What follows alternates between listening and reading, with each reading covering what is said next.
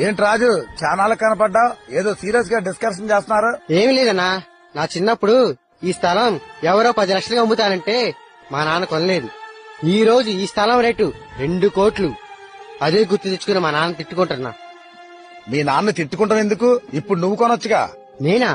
ఇంటి అద్దె కట్టాలి, ఈఎంఐ కట్టాలి, కరెంటు బిల్లు కట్టాలి, 2 పిల్లల స్కూల్ ఫీజు కట్టాలి. ఇవన్నీ చూసుకుని ఈ స్థలం నేను కొనగలనా? నిజమే, నువ్వు కొనలేవు. ఒక 15 సంవత్సరాల తర్వాత ఈ స్థలం రేటు ఎంత అయిద్దంటావు? ఒక 20 కోట్లు అవ్వచ్చన్నా. 20 కోట్లు? అప్పుడు నీ కొడుకు అంటాడు, ఆఫ్టర్ ఆల్ 2 కోట్లు పెట్టి మా బాబు ఈ స్థలం కొనలేదని. అప్పుడు నువ్వేం చేస్తావు? చూడు రాజు, మీ నాన్నగారు 6 పిల్లల్ని కూలీనాలి చేసి పెంచి ప్రయోజకులు చేశాడు. ఇప్పుడు నువ్వు జాబ్ చేస్తానే ఆ స్థలం కొనలేనంటున్నావు. మరి కూలి పని చేస్తూ ఆయన ఎలా కొనగలడు? ఎప్పుడు తల్లిదండ్రుల గురించి సులకనగా మాట్లాడుకో.